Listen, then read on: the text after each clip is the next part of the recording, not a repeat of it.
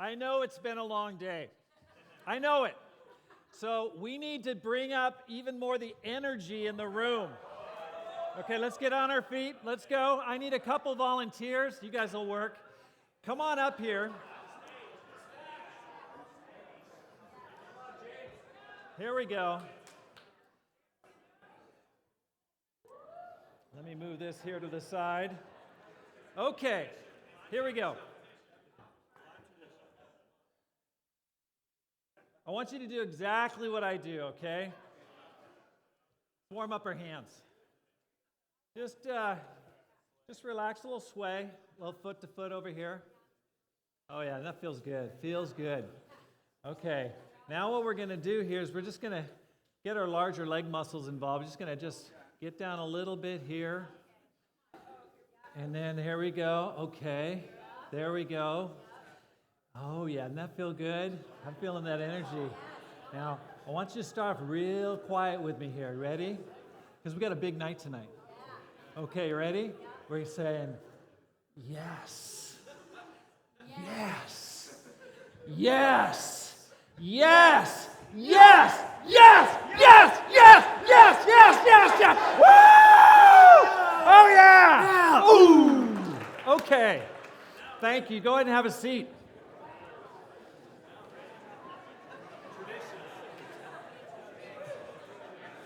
That was a special request from my two buddies, Joel and Joel. 2 Corinthians chapter 4, the title of the lesson is, We Do Not Lose Heart. Therefore, we do not lose heart, though outwardly we are wasting away. Yet inwardly we are being renewed day by day. For our light and momentary troubles are achieving for us an eternal glory that far outweighs them all. So we fix our eyes not on what is seen, but on what is unseen. Since what is seen is temporary, but what is unseen is eternal. We do not lose heart. Paul was tempted to lose heart. That's a little hard to believe. This is St. Paul talking. The guy we go, whoa, wrote the New Testament, amazing, incredible mind, genius. You go, how could this guy lose heart? But Paul is under fire and criticism from hyper or super apostles. Who were they? Most likely Jewish, self-promoting, bragging. They were gifted speakers, claiming visions, promoting a gospel of Jesus plus Moses.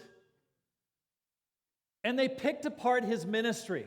And you can see it throughout this entire book, this entire letter.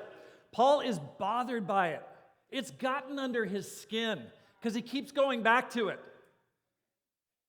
They talk about his sicknesses, his illnesses.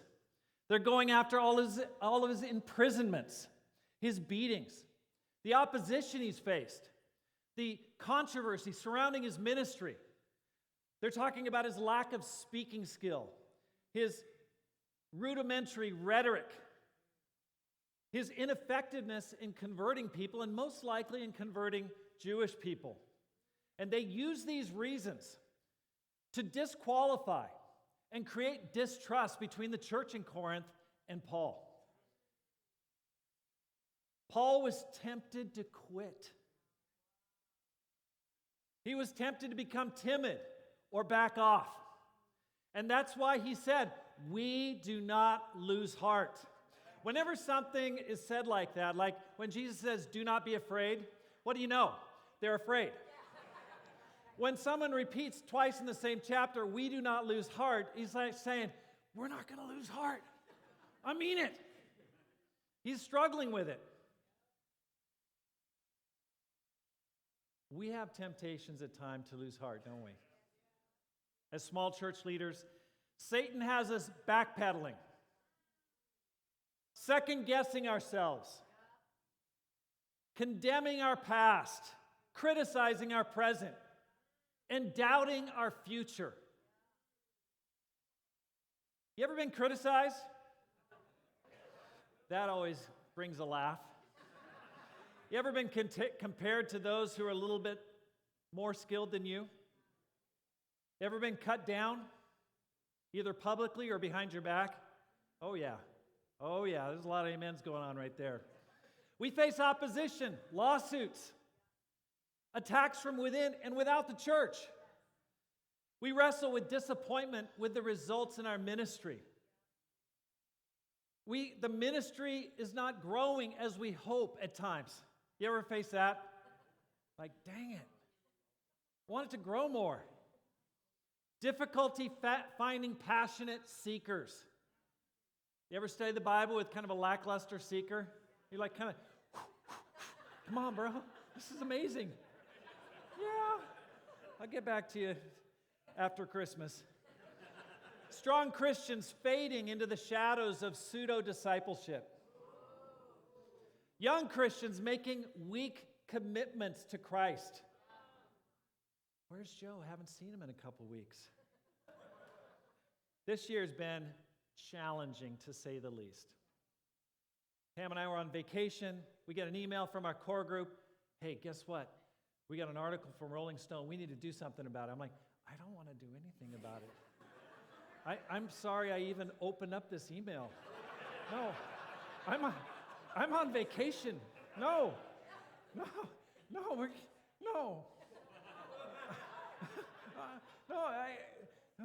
We'll deal with that when I get back. After that, we did go back, and it's tough when people leave the church, isn't it? It is so hard. It hurts so bad. But you know what really hurts? Is when the people that you never think would ever leave, they walk away. This year, it was tough. During that whole issue with the lawsuits and everything, we had a member, a couple, strong, formerly in our core group, always been strong, just rock solid, become just really negative. And I don't know why, but I get targeted most of the time, but it's just like it's all directed toward me. And it just hurt because I just love these people so much. We baptized them 15 years ago, and I'm just like, no, this can't be happening.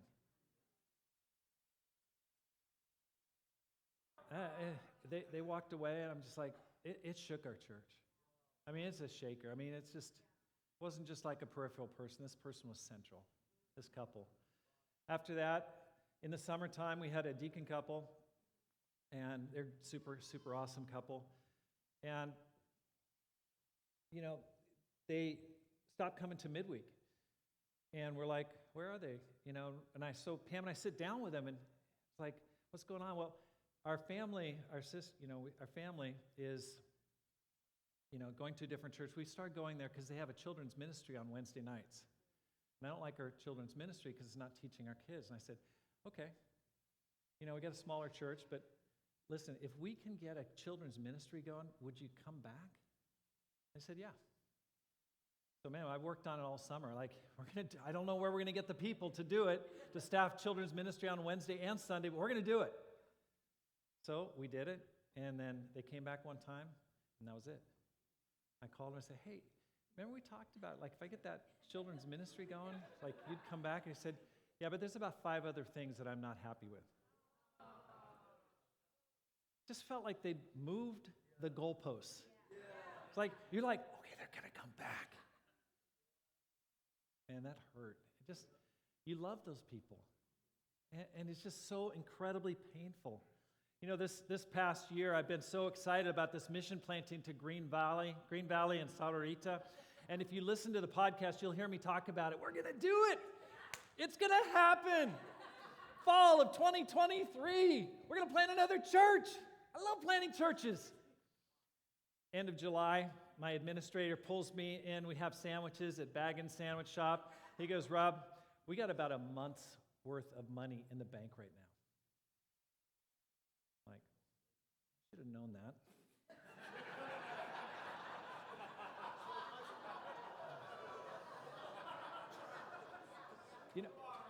I'm trying to be kind. Like, would you next time just let me know that we're kind of in that situation a little earlier? Because we got some things we're trying to plan for this fall, like a church. It's like, then I realized it's not just the church planting. It's like we got to make sure that we can keep everyone on staff that we got in our main thing. And I'm just like, I'm feeling so stupid. You ever feel stupid as a church leader? Well, this is exacerbated because I've been talking about it on my podcast. And like, I had to get with my core group and say, you know that church planting we're talking about? We're going to postpone that. And that's kind of like the way this year went. Trials, challenging. But here's something encouraging. You ready for some encouraging stuff? These difficulties and the temptation to lose heart have been faced by Paul and by nearly every minister who's ever preached the gospel over the past 2,000 years. Here's a quote from a famous preacher in the previous century, Charles Spurgeon. He led a church of 10,000 people. And he said, our work, when earnestly undertaken, lays us open to attacks in the direction of depression. Who can bear the weight of souls without sometimes sinking to the dust? Passionate longings after men's conversion, if not fully satisfied, and when are they? Consume the soul with anxiety and disappointment. To see the hopeful turn aside, the godly grow cold, and sinners waxing more bold in sin. Are not these sights enough to crush us to the earth? You think you're the only one who's struggling as a church leader? This is a tale as old as time. We all face stress and pressure, don't we? You've probably seen this online.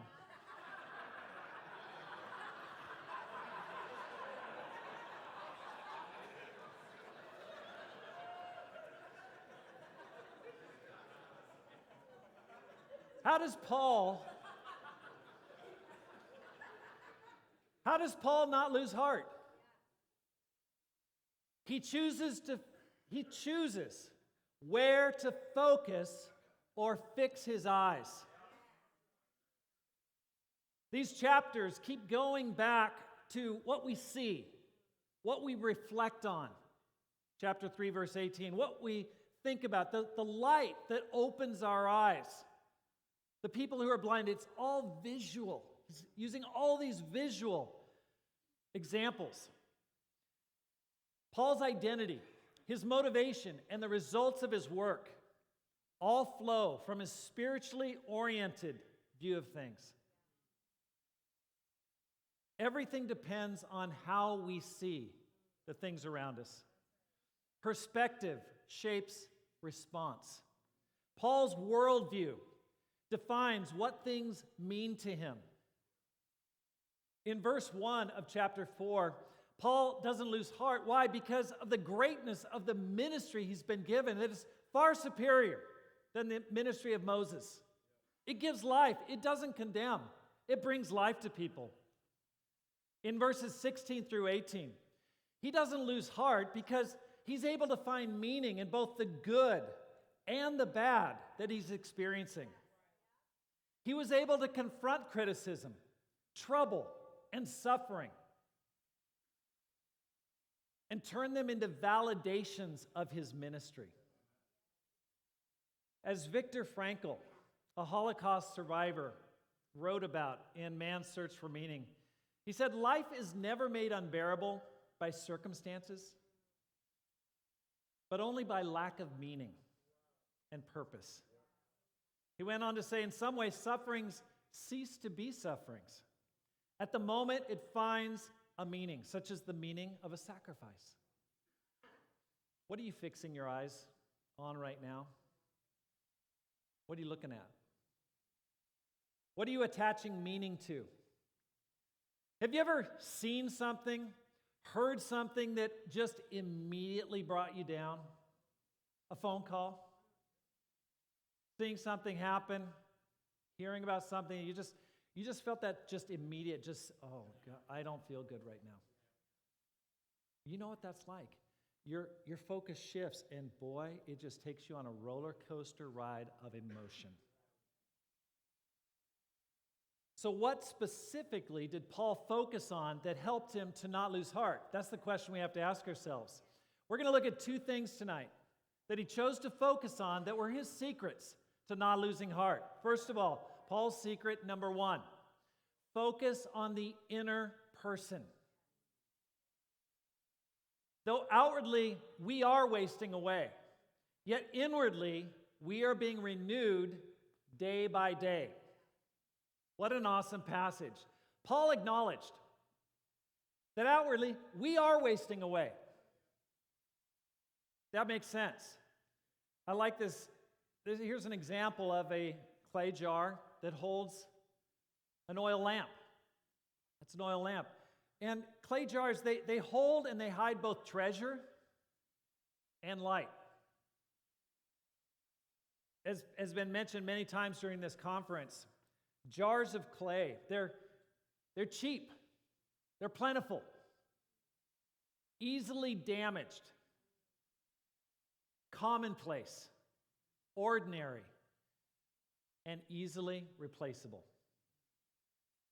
But the contrast is between the radiant treasure of the light of the knowledge of Jesus, and the inexpensive and easily replaceable receptacle that holds it. Only the contents gives it worth. Why does God do this? He understands our pride and how easy it is to take credit for God's power and gifts. Our weaknesses make that impossible. As one person said, the fragility of the human minister serves to keep the focus on the God of the gospel, not his messenger. Anyone facing a little age challenge these days? I used to be the kid. I used to be the guy riding to church on a skateboard and baggy pants. How did I get to be in the senior crowd with the AARP card? Health issues. I had dinner with some friends last night. We're just small talk. This is not sports talk. Hey, how are you doing? Oh man, the shoulder is just crazy. Well, I got a sling right here. Oh, my neck is just gone. I had a screening. I'm just like, it's just like one thing after another. It's like, well, I guess we're doing better than most. Weaknesses, setbacks, all these qualify as parts of being a jar of clay. It's just part of who we are as humans in this world.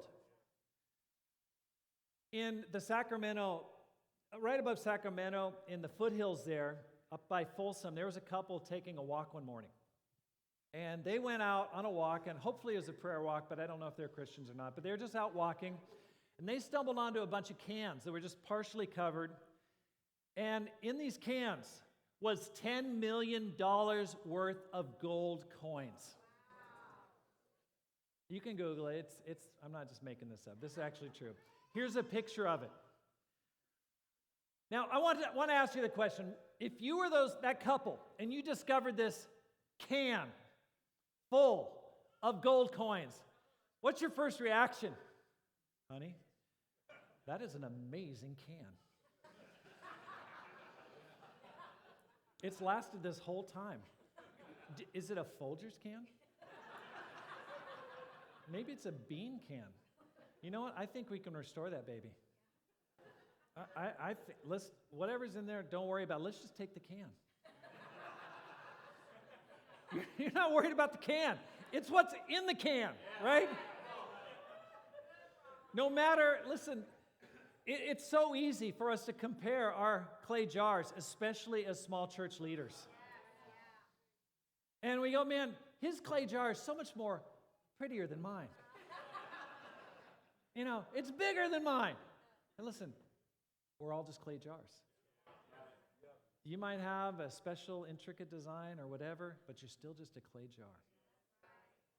Don't focus on your outward person. It's going to let you down. Paul chose instead to focus on the inner character, the inside, what was being renewed day by day.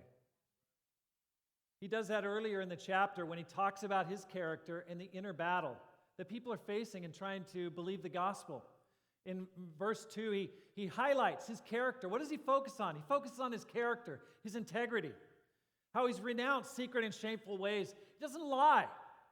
He didn't distort the word of God. Now, I know this is dangerous because we got a bunch of super scholars in here, but the word for distorting the word of God is the word that means when people dilute wine. They cut it with water. And he's talking about mingling God's word with human ideas. He says, we don't do that. I appreciate what Darren was talking about yesterday. Instead, he sets forth the truth plainly. And that's what we need to do. And it's tough to do. Just to go, hey, listen, I'm just going to lay out the truth. I'm not going to try to fake anybody out. You know, this year, another hit happened. I've been doing an expositional series on Genesis 1 through 50, going through it. We get to Genesis, is it Genesis 19 about Sodom and Gomorrah? 18, 19, help me out here, right in there. Okay, Sodom and Gomorrah. And I had a counseling appointment with a brother, just checking up on how he's doing. He's doing great. Then I do that lesson. Next week, don't see him again. He and his family took off. And he said, you're not loving. This church is not loving. Now, I'm like, what happened? Well, it turns out someone in his family, close to him, his daughter, had a relationship that was same sex. And when I just preached on, just laid out, this is what happened, he interpreted that and said, hey, you're not loving, and your church isn't loving. This is the person I had studied the Bible with, baptized. And that hurts. But I just got to lay out the truth. I wasn't being mean. I wasn't snarky. Just like, this is it. This is just the truth. Another couple that we were studying the Bible with, you know, in small churches, you get excited about certain people come to church, don't you? Yeah. You go, oh, this person, I really want to baptize them. This young couple, my wife had met her at Starbucks. She came to church, and we're like, oh, this guy, he's cool looking. He plays guitar. And then he just really tickled my keys. He goes, I want to go into the ministry. And I'm like, oh, man, I love you. I just want to give you hugs right now. You know, but at the same time, I knew we started studying the Bible with him, and he came from a background where the doctrine is really different than our doctrine. And so after a long time of kind of dancing around the issues, I finally just said, we just kind of need to sit down. And so I just sat down with him and I said, hey, I think you're amazing. I totally respect so much about you. Because I do, I just want to kind of lay out what our church teaches about how people become Christians. So we just went through the light and darkness study.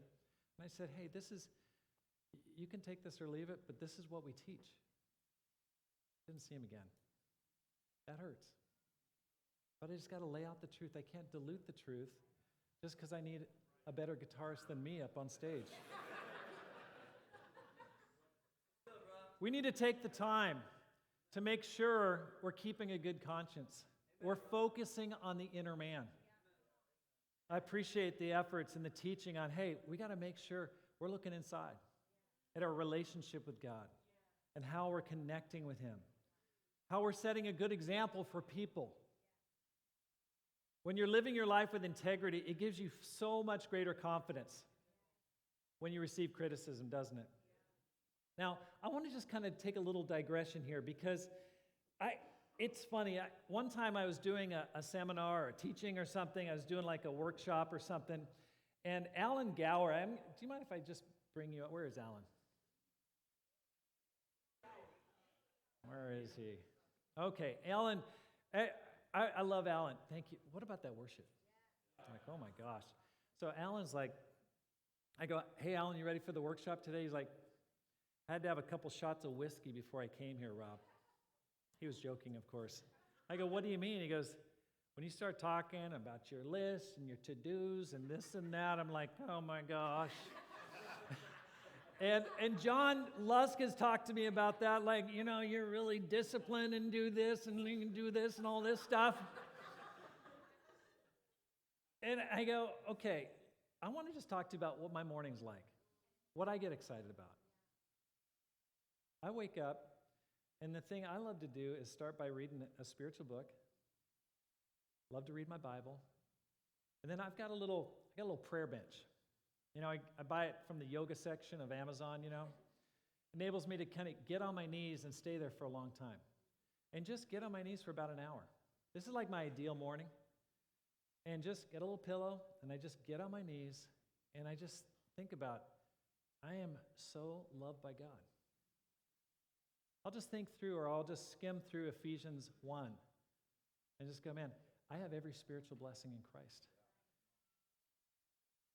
I've been chosen from before the creation of the world to be adopted as a son of God. And my joy just starts to kind of flood in there. I mean, that's what fires me up. I just go, that pumps me up. And then I just go on to just being so thankful for all the blessings I have in my life. I really appreciate Sean Wooten. And Sean really challenged me in my interview with him. He's just talked about how he, fasted for 363 out of 365 days. And in a previous year, I'm like, wow. He really ate a lot on those other 2 days. But I'm like, I need to fast. I need to start fasting. It was just great. Just decide, okay, I'm going to start fasting. Fasted for 7 days. About a month ago, I fasted for 7 days just to get closer to God. I want to walk with God. And I know you do too. I know you do too. Those internal things are what matter because I want to feel close to God. And I appreciate those who are talking about that today because I think that's a universal. We don't want to just know about God. We want to feel close to Him. So that's what I do in the morning. It's not boot camp in the morning. It's just like, I'm going to enjoy my relationship with God. That's my favorite time. But Paul chose to focus also on the inner battle. In chapter 4, 3 through 4, he mentions that even if our gospel is veiled, okay, he's answering an objection right there. He's saying, Paul, when you're preaching, no one's listening to you. They don't get it. He's like, well, okay, I know, it's veiled. You're right. But he's on the defensive because people are criticizing his ministry because it's not being as effective as the super apostles. Why? Probably because his message of a suffering Messiah was not that popular with the Jews. It didn't fit their paradigm. Have you ever heard something like this? Well, maybe there's a problem with your ministry and church because so many people are rejecting it and turning away. And you're like, oh, well, that's kind of true. And it makes you just go on your back foot. But what's interesting about Paul, when he gets a similar accusation, he doesn't freak out. He says, listen, he doesn't blame his ministry or his preaching, but he talks about the minds of his listeners. And he says there's something internal going on. They've been blinded by the God of this age. And I want to talk to you because this is a group filled with really good-hearted people. And when you receive criticism, you're kind of trained to immediately take responsibility for everything. And you go, it's probably my fault. But Paul doesn't do that. He says, the God of this age has blinded the minds of unbelievers. He says there's something internal, unseen that's happening here that's causing this resistance. Be careful when you're always blaming yourself for everything going on. Too often, we're looking for a silver bullet, a technical solution to a spiritual problem. I need a better social ministry program. I need to go talk to, Stuart Maines and work under him. Or I need a better kids' kingdom because Dave said, if your kids' ministry is lame, you better fix it. Dang it, I got to fix it. I need better organization. And all those things are important. But be careful, because a lot of times it's not something you can see that's really the issue. It's oftentimes it's what's going on in the unseen realm. Those have value, but don't let the lack of those things in your small church make you lose heart. Man, it's so easy as a small church leader to backpedal, just like I shared about in my own church. Man, we don't have the Wednesday kids program. We don't have this. Man, we don't have. As has been said before, we focus on what we don't have rather than what we do. I want to talk to you directly tonight. Be confident in who you are. And take pride in your chips, your dings, your scrapes. We can fear being discovered. Oh man, they're going to find out what I'm really like. Some of us have imposter syndrome. We're like, I'm not really that strong. Just want to let everyone know that, just saying. I'm not really that awesome. I know. We're all jars of clay. Remember, I just said that. Insecurity. Comparing yourself to large church leaders. Well, if I was in Boston and I had all that money and I had about 1 million kids running around on campus, then I'd be cranking too. And just give all that to me and see what I can do. We say, I can't do it. I'm not enough. I'm not perfect. Man, Paul makes that very explicit. You're a jar of clay. We have the desire, but we're waiting to be perfect. I'm not good enough yet to lead a church. I'm not really there yet. You need to say along with Paul. In 2 Corinthians 11, he said, I do not think I am in the least inferior to those super apostles. You need to be confident and say, listen, I am a jar of clay, but I am not inferior to anybody. And I'm not going to live that way. I want to say this, stand firm and speak the truth. I see people doing everything they can to protect their jar of clay, their comfortable life, their house, their financial situation. And it's easy to lower our expectations of ourselves and other people just to maintain the peace and to not rock the boat so our jar of clay doesn't get chipped. We avoid and run from responsibility. You see that in your church. Hey, would you mind doing? No. Would you mind leading a small group? Heck no. Does that incorporate when I have to give direction to people when they may say no? Yes. Oh, no. We stay quiet when we know people are off track. We smile, we nod, we give a hug, and we move on. Good luck, Joe. Some get out of the ministry to avoid criticism and trouble. We saw the statistics earlier. We retreat to a safe place that's free from criticism, attacks, and opposition. And that's why so often we think, I want to leave the ministry. I just want to get to a place where no one's going after me. Albert Hubbard said this, to avoid criticism, say nothing, do nothing, and be nothing. You can definitely do that. You can just get a huge bag of bubble wrap and just wrap yourself up. All you have to do is just say nothing, do nothing, be nothing. He went on to say, the greatest mistake you can make in life is to be continually fearing that you'll make one. How do you want to live? Now, I just want to clarify this. Does that mean that you should go back and say, okay, what Rob said is that I'm right most of the time, and I'm going to start blasting these people? No, that's not it at all. That kind of behavior is more like the super apostles that Paul's dealing with. Prideful, arrogant, not willing to own up to the weaknesses in their own lives. No, you need to be aware, hey, I've got flaws and I'm willing to own up to those. But I still feel good about who I am. I'm trying my best. I'm confessing my sin. I'm walking in the light. Be strong in your conviction and don't back down.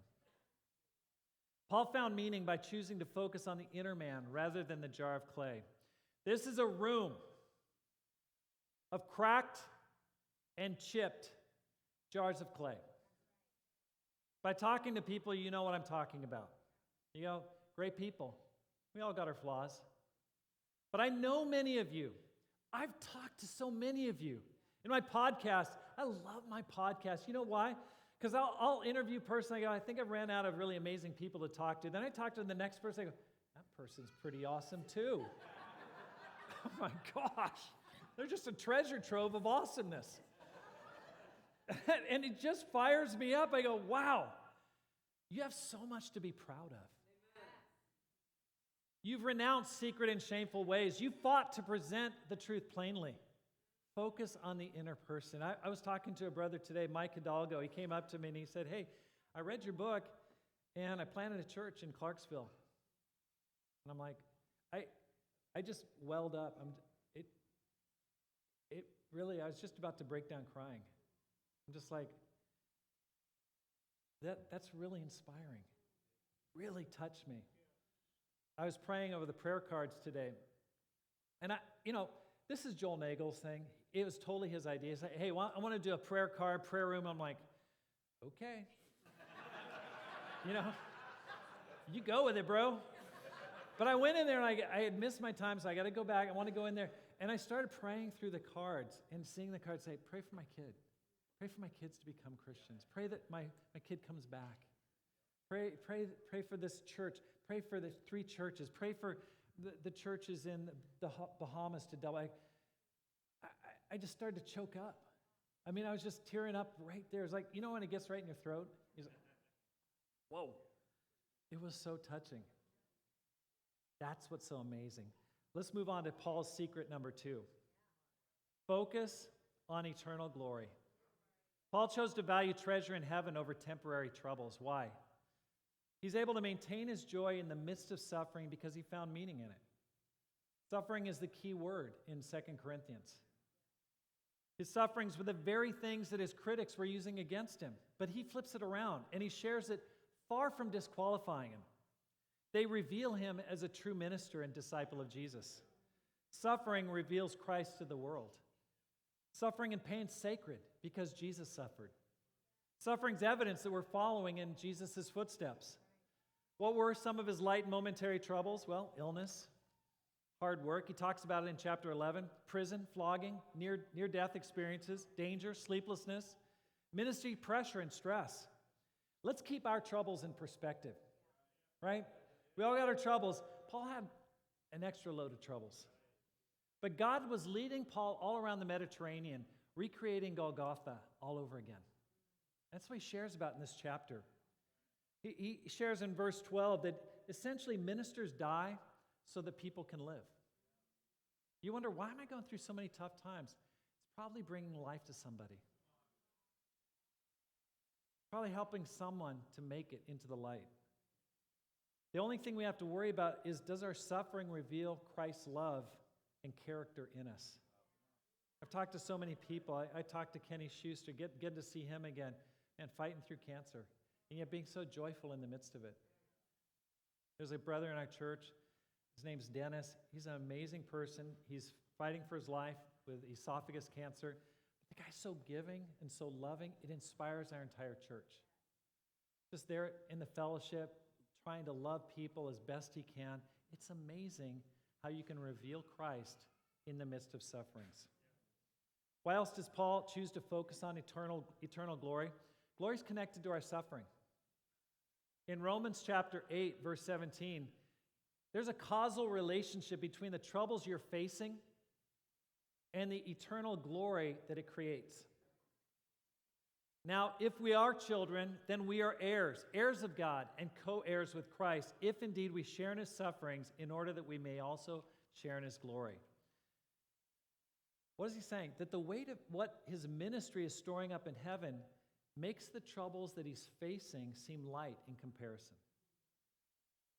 It doesn't mean that your troubles are light, but only relative to the treasure that they're creating can they be called light and momentary. It's a relative issue. How can we apply Paul's secret when we're facing our own troubles, which I know we all do from time to time? First of all, keep in mind how long eternity really is. I like this illustration. Let's imagine that your life is summed up in this quarter right here. Right here, this is your time of suffering and trouble. This is your time to shine. Right here. And I just need an assistant to come up here. Here it is. Here's your 50 years or 60 or 70. Okay, but then there's an eternal glory. And so here you are really going through it right here. Your cancer, your difficulties, your pain, your mental or physical struggles you're facing, but then this is eternity. Here's your 80 years or 67, but you know what this is? This is eternity. Just keep going. Just keep going. Just follow that string out. Right there. It's like, whoa. So where was Paul choosing to focus? Was it here? No, he says that's light and momentary, but you know what I'm storing up? Eternal glory. Keep that in mind. Secondly, remember and keep track of your eternal bank account. You ever check the balance on your retirement account? Oh, no. You know, you can be encouraged or you can be discouraged. But you keep track of it, hopefully, or your bank account. We can't see the glory stored up for us. That's a problem because we tend to discount things that we can't physically see. Instead, we focus only on this life, things we can see and quantify. For the older disciples in this room, we start practicing scrambling behavior.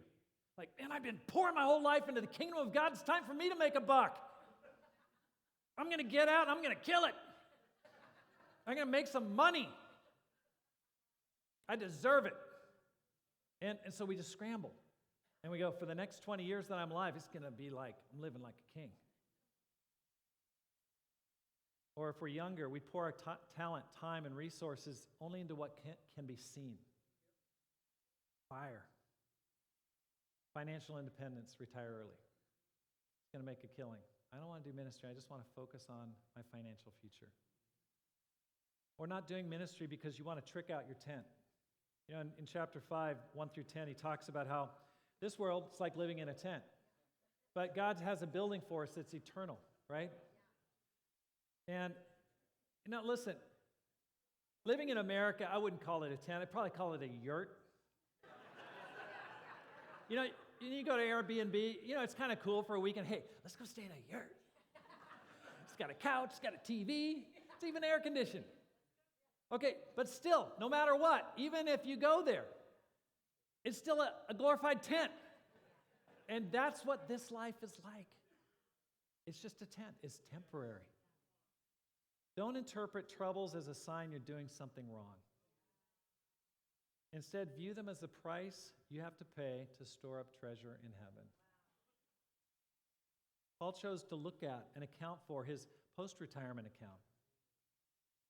He says, what is our hope, our joy, or the crown in which we'll glory in the presence of our Lord Jesus when he comes?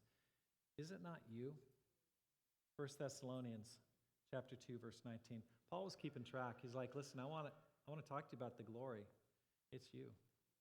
It's the people. It's the work they've done to help people. And, you know, when I struggle, I get on my knees and I just think through the opportunities God's given me to plant churches, to study the Bible with people. You know, recently, 2 years ago, I met this kid on campus named Hudson. He became a Christian. Then he reached out to his friend, whose name is Abraham. Abraham became a Christian. Now Abraham's reaching out to his friend, Mikkel. And, you know, when I'm preaching, you know what it's like when you're preaching up there, and you're just really bringing it, and you look over here, and this person's got the stink eye, and you're like, don't look at him. And then you look at over here, that person's just checking the score of the football game, no, I'm not going to look at him. And you look over here, that person's totally bored, they're checked out. And then you look over here, and like, oh my gosh, okay, where am I going to, they're not even there. And where's that person? They're gone. And I look at this 2 guys, 3 guys, and sitting together. And I go, yeah. They're smiling. They're laughing. And I go, there's my treasure. I know that sounds crazy, but I just go, man, it's the people. And so I want you to think about all the people you've helped, converted, counseled, guided in life, all the trouble you've gone through for the sake of the kingdom. Those people, those acts of service have stored up a massive amount of treasure in heaven. You can't see it with your eyes, but it is there. And it makes your present troubles pale. It's like tons of treasure and a very light suffering. On your seat is a card. I'd like you to pull that out right now. And I want you to write out a few names of the people that you've helped, some of the trials you've gone through, some of the ways you've served. Just write them down. You got some lines there. Just write them down real quick. Borrow a pen if you need to. Use your phone if you have to.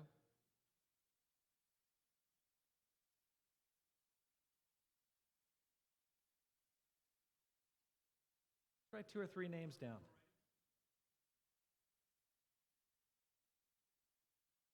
The names of people you've helped, things you've done to serve in the kingdom, ways you've contributed. Then at the top, I want you to write something. I want you to write at that top, eternal glory. Eternal glory. God has eternal glory waiting for you. Everything you've done in service to Him, every person you've helped, just stored up a massive amount of treasure. Third thing, track how far you've come, not just how far you have to go. Paul shared about how he was struck down but not destroyed. Paul chose to remember that he always got back up when he was knocked down. It's so easy to get overwhelmed by how far we have to go and minimize how far we've actually come. You know, Jeannie talked about that today. Recently, I went on a Grand Canyon trip. We hiked down. I like to get out with the guys I disciple. We hike down to the bottom, camp for a night, and then hike back out. When you're down on the Colorado River and you're looking up to the top of those cliffs, it's a mile up, vertical. I'm just like, I'm 58. That's a climb. My legs were sore from coming down. And all I could do is put my head down and just go for it. And it's funny, you start climbing up, and then you look back and you go, I'm doing pretty good.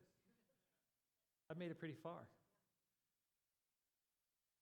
You've somehow overcome every trial you've faced through God's power. How different you are than before you knew Christ. You might get struck down, but you're not destroyed. Here you are today. You have to decide to get back on your feet. There was a couple on the side of the trail. She had hurt her knee. I said, are you okay? She said, I'm getting rescued.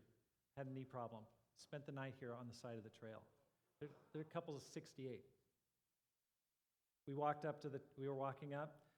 2 people came down to rescue them, 2 rangers. They were carrying crutches. That lady didn't realize it, but you know what her rescue plan was? She was going to have to crutch her way out of there. You know, when we think, I want to be rescued, guess what? You're going to have to get back on your crutches and walk out of there. Every time you get back on your feet, you bring glory to Jesus. You live out His life, death, and resurrection. Paul offers a secret to not losing heart in this passage, in this chapter. Number 1, choose where you focus, because focus provides meaning. Focus on the inner person. Don't focus on that jar of clay. It's passing away. And third, focus on eternal glory. As we move into 2024, the scaffolding from past structures and organizations continues to fall away. We're left with God, His Word, and the people around us, one another, to build and expand God's kingdom. Where we focus and what we choose to focus on will determine the meaning, the impact, and value of what we build together. Let's look away from what creates fear, envy, and disillusionment. Let's be like Paul and Elisha, who were able to fix their eyes and the eyes of those around them on what was unseen. In 2 Kings chapter 6, When the servant of the man of God got up and went out early the next morning, an army with horses and chariots had surrounded the city. "Oh no, my lord! What shall we do?" the servant asked. "Don't be afraid," the prophet answered. "Those who are with us are more than those who are with them." And Elisha prayed, "Open his eyes, Lord, so that he may see." Then the Lord opened the servant's eyes, and he looked and saw the hills full of horses and chariots of fire all around Elisha. That's the kind of person you are in your city. You're the person who looks up and sees what is unseen. And you point that out to everyone around you in your church. When I look around this room, I see a room filled with men and women who've devoted their lives to honoring Jesus. I see spiritual heroes. I just see people, I go, I love that person. People who've stored up treasure in heaven. People who've stayed up late, borne the criticism, and paid the price to see the kingdom grow.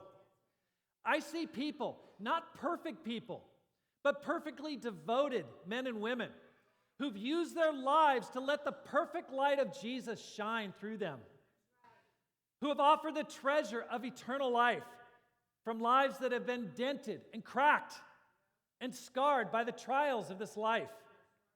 Your life is revealing life and light to the lost, storing up eternal glory for yourself and bringing glory to Jesus. I see angels surrounding us. Look up. Angels in chariots of fire. I see a proud father looking down in love on his children and saying, I love these people. I see Jesus, who's not ashamed to call us his brothers and sisters. And I see the Spirit, who's ready to lead us on to even greater things. Please pray with me. Father, open our eyes to what is unseen. Give us the spirit of wisdom and revelation so that we may know you better. Thank you for the privilege of sharing in the sufferings and resurrection of your Son, Jesus. Give us the power to never lose heart, to regain our feet when we are struck down, and to take the time to help others back onto their feet. Watch over us and lead us to rescue this generation and bring many souls to you. May our best years be those ahead of us, and may we never lose heart. Amen. Thank you very much.